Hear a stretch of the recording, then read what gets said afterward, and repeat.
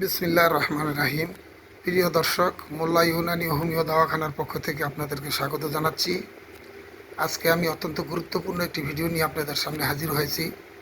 আপনারা ভিডিওটি শুরু থেকে শেষ পর্যন্ত দেখবেন, তাহলেই এর উপকারিতা বুঝতে পারবেন। আপনারা স্ক্রিনে দেখতেছেন শুকনা মরিচ বা লাল মরিচ বা রেড পেপার, যেটা আপনি বলেন। আরেক পাশে আপনি দেখতেছেন গুড়, মিঠাই বা জেগারি, এই তিনটা নামে প্রচলিত আছে।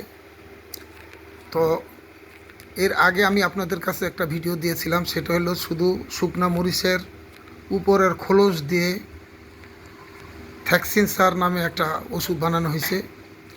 আর আজকে আমি আপনাদেরকে বলবো যে এই যে মরিচ দেখতেছেন আমাদের রান্নাঘরের মশলার কাজে লাগে, এই মরিচের আজকে আপনাদের লাগবে শুধু বীজ।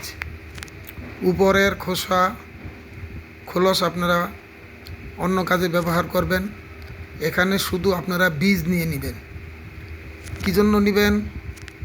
যাদের কফ কাশ, বহুদিন থেকে কফ কাশ, কিছুতেই কফ কাশ ভালো হয় না, কফ শুকায় না, কফ বের হয় না, রাত্রে ঘুমাতে পারেন না, কফ কাশের কারণে এলাকার লোক কি আশেপাশের লোকও ঘুমাইতে পারে না, এই তাদের জন্য যারা ভুগতেছেন তাদের জন্য আজকের ভিডিও। যারা এই সমস্যার মধ্যে আছেন তারা গুরুত্ব সহকারে এবং মনোযোগ সহকারে এই ভিডিওটা দেখবেন এবং এটাকে বানিয়ে নেবেন। তো আপনাদের যা করতে হবে সেটা হলো আপনারা মরিচের উপরের খোলস ফেলে দিয়ে শুধু ভিতরের দানা নিয়ে নেবেন, বীজ, মরিচের বীজ নিয়ে নেবেন। আমি আপনাদেরকে ছোট্ট করে একটা পরিমাণ বলে দিচ্ছি, আপনারা চাইলে বেশি করে বানাতে পারেন, কোনো সমস্যা নেই। তো আপনারা মরিচের বীজ নিয়ে নেবেন 1 গ্রাম। 1 গ্রাম বীজ নিয়ে খুব ভালো করে পাউডার করতে হবে।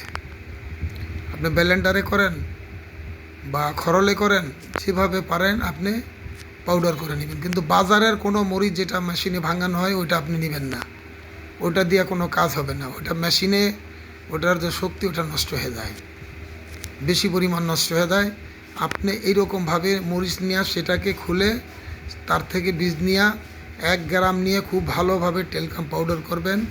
এবং 1 গ্রাম টেলকাম পাউডারের সাথে এই যে আপনি গুড় দেখতেছেন 12 গ্রাম গুড় মিশ্রিত করবেন। এবং হাত দিয়ে নয়, আপনি এরকম কোনো পাটা দিয়ে বা খরল দিয়ে বা কোনো এরকম যে দস্তা আছে, হাম্বল দস্তা আছে, হাম্বল দস্তার মধ্যে রেখে আস্তে আস্তে কুইটা এটাকে একত্র করতে হবে। এরকম না যে দিয়ে আপনি জোরে একটা দিলেন, আঘাত দিলেন আর সমস্ত মরিচের গুঁড়ো আপনার চোখের উপরে চলে আসলো, এরকম যেন না হয়। আস্তে আস্তে করতে হবে। এটা খরলের সাহায্যে করলে খুব সহজ। তো এইভাবে যখন পুরো একসাথে মিক্স হয়ে যাবে তখন আপনি 12টা বড়ি বানাই নেবেন, 12টা ভাগ করে নেবেন।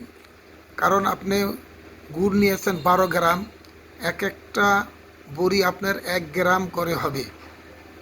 1 গ্রামের তো হয়তো একটু বেশি হতে পারেন, কারণ 1 গ্রাম আপনার মরিচের গুঁড়াও আছে। তো এই 12টা বড়ি আপনি বানাইয়া প্রতিদিন সকালে 1 বড়ি পানিতে এবং বিকালে 1 বড়ি পানিতে, পানি বলতে ঠান্ডা পানি না, একেবারে ঠান্ডা বরফের পানি না এবং গরম পানি না, স্বাভাবিক পানিতে আপনি নিয়ে নেবেন। ইনশাল্লাহ 6 দিনের ভিতরে আপনার কাজ একেবারে 100% ভালো হয়ে যাবে ইনশাআল্লাহ। এটা অবশ্যই পরীক্ষা করবেন। আর যদি ভিডিওটি আপনাদের কাছে ভালো লাগে তো অবশ্যই লাইক, শেয়ার, কমেন্ট করবেন এবং বেল আইকনে প্রেস করবেন যেন পরবর্তী ভিডিওগুলি আপনাদের কাছে পৌঁছে। আপনারা যা করবেন নেকির নিয়তে সদগায়ে জারিয়া মনে করে করবেন। আমি খুব সাদা সিধা ভিডিও দিতে চেষ্টা করি এবং কম খরচে, এবং যেটা আপনার আশেপাশে পাওয়া যায় এই ধরনের ভিডিও দেওয়ার জন্য আমি খুব চেষ্টা করি। আপনারা সবাই দোয়া করবেন। আজকে আমি এখানেই রাখলাম।